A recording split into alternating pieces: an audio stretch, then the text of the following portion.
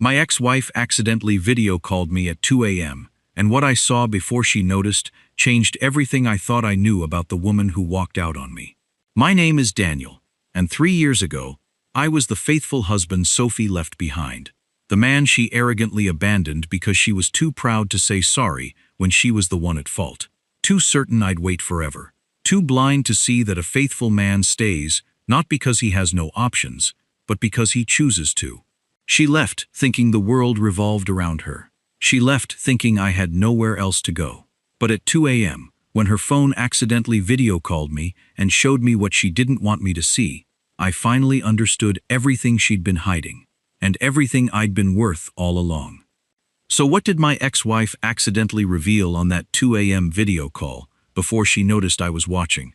What was still hanging on her wall 3 years after she left? And why did the woman who arrogantly walked away suddenly have every reason to regret the man she thought would wait forever? 3 years ago, I would have told you I knew exactly who Sophie was. I would have told you I knew her laugh, the way she chewed her bottom lip when she was nervous, the way she used to fall asleep with her hand flat against my chest, like she was checking to make sure my heart was still beating for her. I would have told you I knew everything. I didn't know anything. Not really. Not until that phone lit up my dark bedroom at 2 in the morning and dragged the truth out into the open where I could finally see it. But let me take you back. Because to understand what that call did to me, you have to understand what came before it. Sophie and I met when we were 24. She had this way of walking into a room like she already owned it, chin up, eyes sharp, daring anyone to disagree with her. I used to think that was confidence. Later, I learned it was something else, wearing confidence like a mask. We got married 2 years later. Small wedding, big love, or at least, that's what I believed at the time. The cracks started small. They always do. A comment here, a silence there. Sophie had this habit of never being wrong, not because she was always right, but because admitting fault felt to her like losing. And somewhere along the way, I stopped noticing how often I was the one saying sorry for things that weren't my fault, just to keep the peace. I didn't see the pattern, not then. I was too busy loving her. The night everything fell apart started over something so small it's almost embarrassing to say out loud. She'd made a promise to me, a real promise, the kind that matters, and she broke it without a second thought, without even telling me.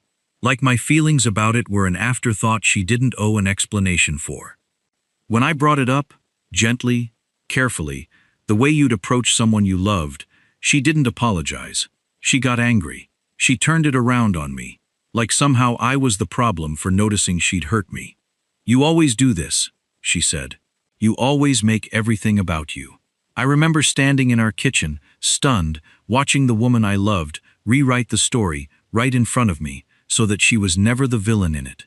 That was the night I learned Sophie didn't do sorry. Sorry wasn't in her vocabulary.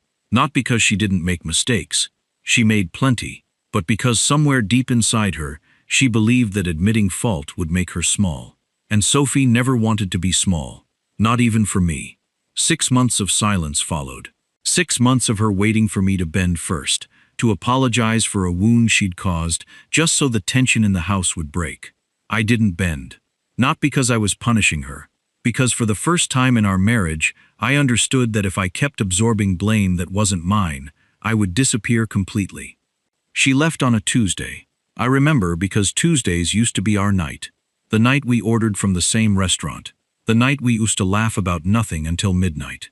That Tuesday, she packed 2 suitcases while I was at work and left a note on the counter instead of a conversation. The note said she needed space to find herself. It didn't say sorry. It never said sorry.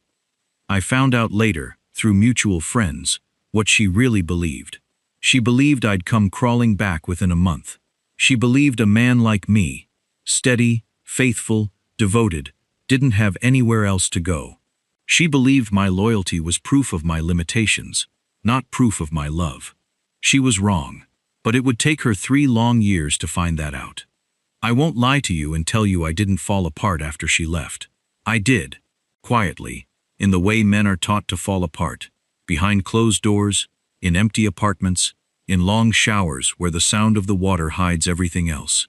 I loved her. Even after everything, even knowing what I knew, I loved her. But here's something nobody tells you about heartbreak. It doesn't kill you. It reveals you. It strips away every illusion you were living inside and forces you to ask yourself one brutal, necessary question. Who are you when the person you built your life around is gone? I spent those 3 years finding out. I threw myself into work, not to escape, but to rebuild. I started running again, something I hadn't done since college, just to remember what it felt like to push my body past what felt comfortable. I showed up for the people who'd always shown up for me. My brother, my father, the handful of friends who'd quietly watched me disappear into a marriage that slowly hollowed me out. And somewhere in that rebuilding, something shifted. I stopped waiting for an apology that might never come. I stopped checking my phone for her name. I started, for the first time in years, choosing myself. Which is exactly why what happened next hit me the way it did. It was a Tuesday. Of course it was a Tuesday. 3 years almost to the day since she'd left. I was asleep, the kind of deep, dreamless sleep that comes after a long week, when my phone buzzed against the nightstand. I opened one eye. The screen was glowing bright in the dark room. Sophie Reeves. Video call. My heart did something complicated. Panic first. Was Lily okay? Was something wrong? And underneath the panic, something else. Something I wasn't ready to name. I answered before I was even fully awake, but there was no face on the screen. No voice greeting me. Just the ceiling of a room I didn't recognize, tilted at a strange angle, like the phone was lying face up on a table, forgotten. I could hear her in the background, humming, faintly, some tune I half remembered from years ago. She had no idea the call had connected. This wasn't a call. This was an accident. A pocket dial or a phone left face up while she moved around her apartment, doing whatever it is people do at 2 a.m. when they think no one's watching. I should have hung up right then. Every instinct told me to hang up. I didn't. I sat up in bed instead, phone glowing in my hands, and I watched, really watched, a life she'd built without me, a life she never meant for me to see. The camera caught the edge of a room as she passed by it, and there, folded neatly over the back of a chair, was a gray flannel jacket. My jacket, the one I thought I'd lost years ago, back before everything fell apart. She'd kept it. 3 years, and she'd kept it. My throat tightened before I even understood why. Then the camera swept further, and there it was, our wedding photo, still hanging on her wall. Not boxed away, not hidden in some drawer where exes usually banish the evidence of a life that didn't work out. Hanging, in plain sight. 3 years later, I stared at that photo like it was speaking directly to me. And then I heard something that stopped my heart completely. A small, congested cough came from another room, and Sophie's voice, tired, stretched thin, but achingly gentle, floated across the apartment. I know, baby. I know. Almost done. I promise. I didn't understand yet what I was hearing. I only knew that the woman who once told me my feelings didn't matter was somewhere in that apartment at 2 in the morning, exhausted, comforting someone through the dark, still wearing the invisible weight of a life I thought she'd walked away from clean. The camera swept once more, catching a kitchen table cluttered with paper. Invoices, spreadsheets, a laptop glowing pale blue in the dark, a coffee mug gone cold hours ago. And then, for just a second, she moved back into frame. I saw her face for the first time in 3 years.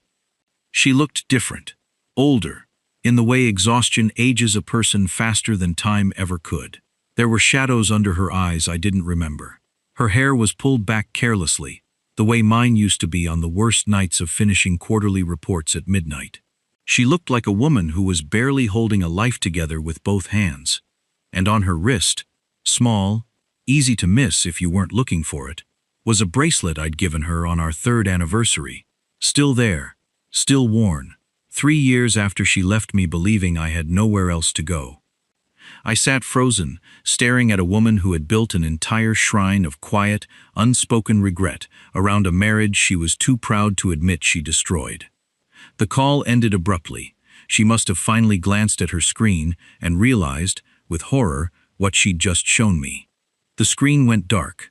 My bedroom went dark, And I sat there in the silence, heart pounding, holding a phone that had just handed me the truth I never expected to find. Because here's what I understood in that moment. Sitting alone in the dark, 3 years of hurt, suddenly rearranging itself into something entirely different. She never stopped loving me. She just never learned how to say she was sorry for throwing that love away.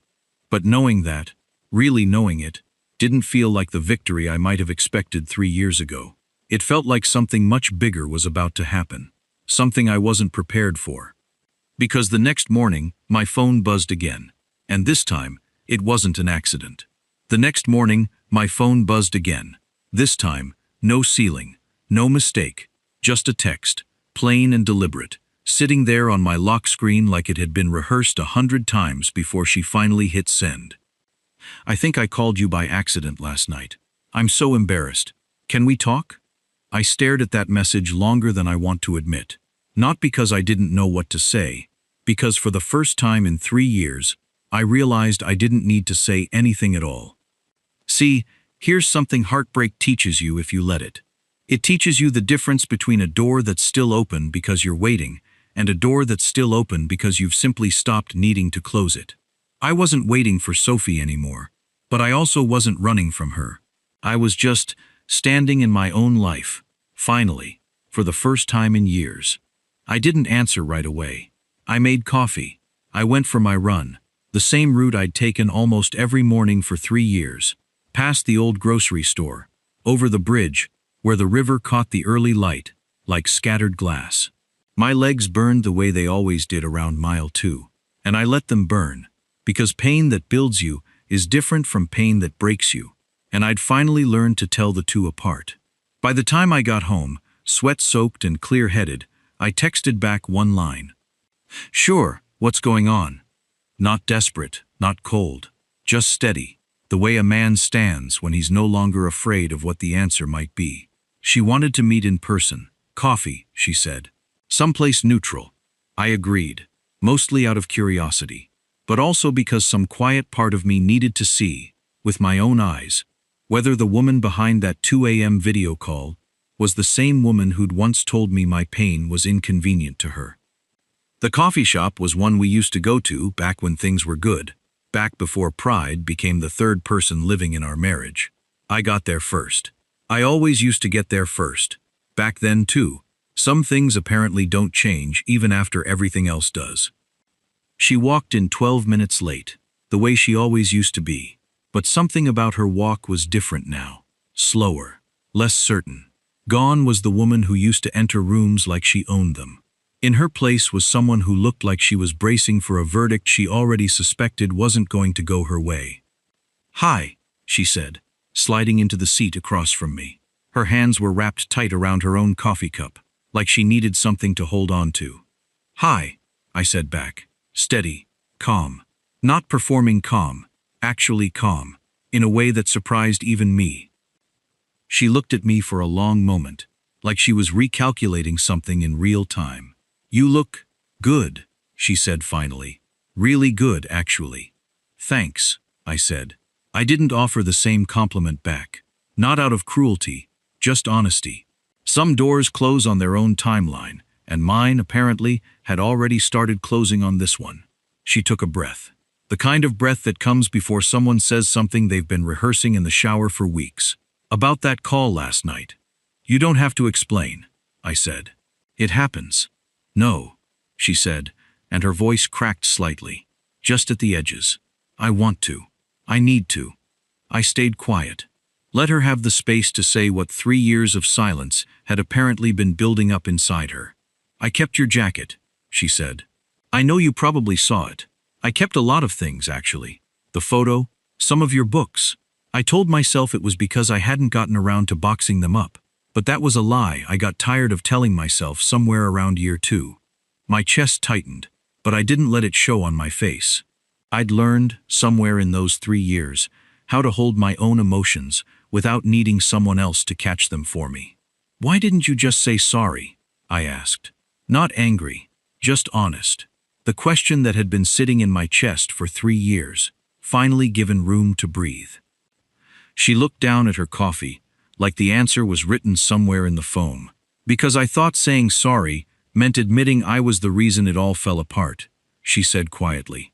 And some stupid, arrogant part of me thought, if I just waited long enough, you'd forgive me, without me ever having to say it out loud. I thought you'd always be there. I thought, her voice caught.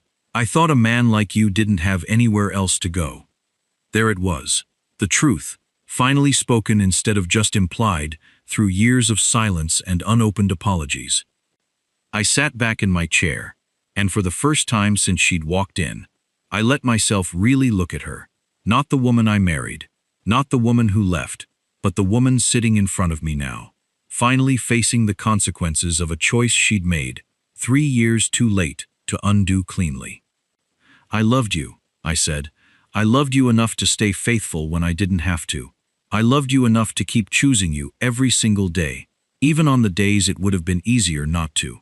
That was never because I had no options. Sophie, that was because I chose you, every day, on purpose. You just never understood the difference between a man who stays because he's stuck and a man who stays because he's devoted. And when you left, you mistook my loyalty for my limitation. She was crying now, quietly, the kind of crying people do when they're trying very hard not to fall apart in a public coffee shop. I know that now, she whispered. I know it too late. I felt something in my chest. Not triumph, not cruelty, just a strange, clean sadness, the kind you feel watching rain fall on a garden that's already dead. I'm not angry at you anymore, I told her, and I meant it. But I'm not the man you left anymore either. That man doesn't exist to come back to. I'm not asking you to come back, she said quickly, though something in her eyes suggested that maybe, somewhere underneath the words, she was. I didn't call her on it. I didn't need to. Some truths reveal themselves without needing to be spoken. We talked a little longer, about Lily, about small, safe things, and then I left that coffee shop lighter than I'd walked in. Not because I'd won something, because I'd finally closed a door that had been creaking open in the back of my mind for 3 years, letting cold air into rooms of my life that deserved to stay warm.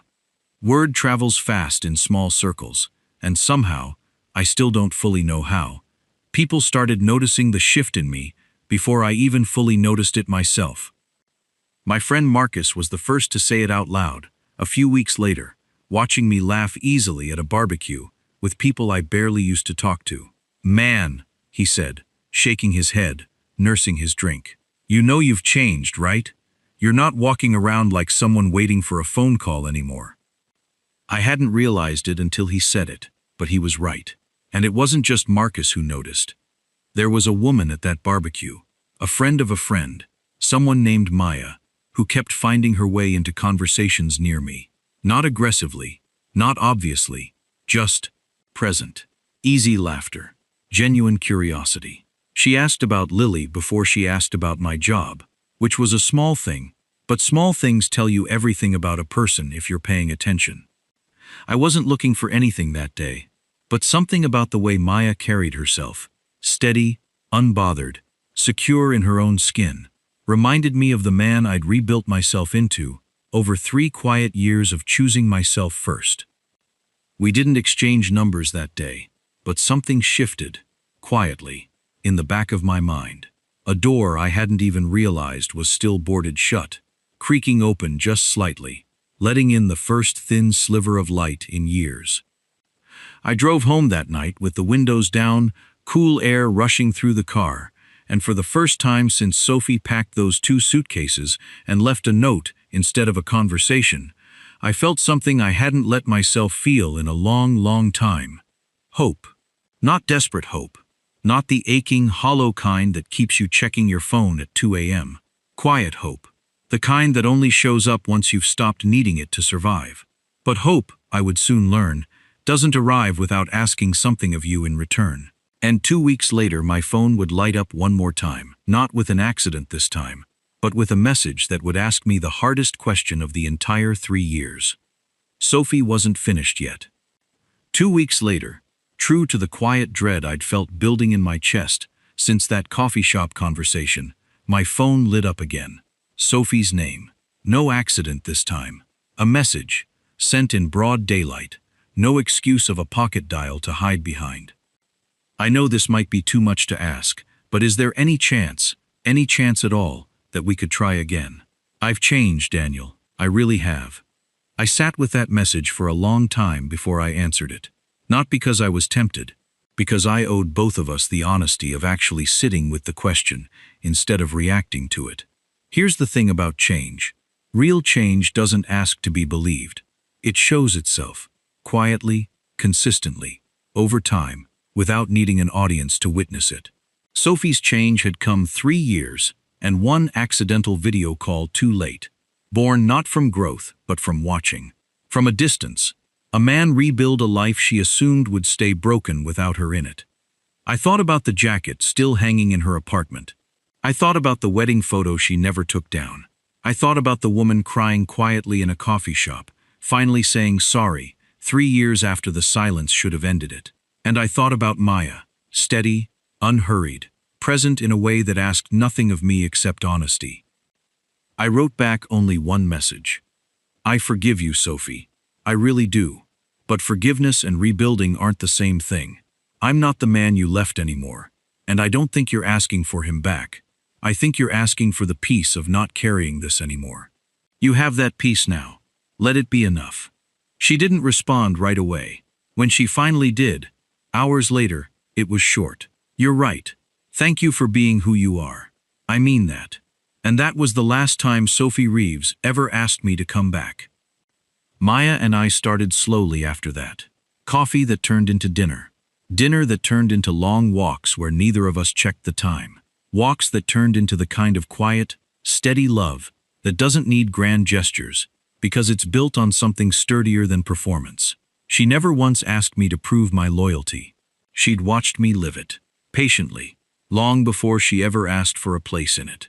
A year later, I married her in a small backyard ceremony. String lights strung between 2 old oak trees. My daughter Lily as the flower girl, grinning so wide the whole way down the aisle that half the guests were crying before the vows even started. I think about that 2 a.m. video call often, the one Sophie never meant for me to see. It didn't give me revenge. It didn't give me bitterness. It gave me clarity.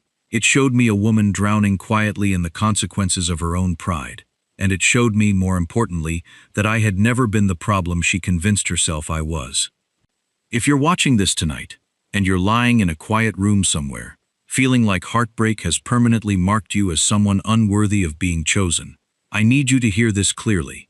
Someone else's inability to say sorry is not a verdict on your worth. Someone else's arrogance, someone else's silence, someone else's pride, none of that was ever a measurement of how valuable you are. You are not disposable because one person failed to see what they had. You are not unlovable because someone chose comfort over courage when it came to admitting they were wrong. Stand still in your own worth tonight. Rebuild quietly, the way I did, not for revenge, not to prove anyone wrong, but because you deserve a life that's fuller than the ache someone left behind in it. So let me ask you something before you go tonight, something worth sitting with in the silence of your own room. If the person who hurt you finally said sorry tomorrow, truly, sincerely, sorry, would you even need it anymore? Or have you already, quietly, without even realizing it, become someone who's already healed past needing their apology at all? Sit with that question. Let it find you exactly where you are tonight.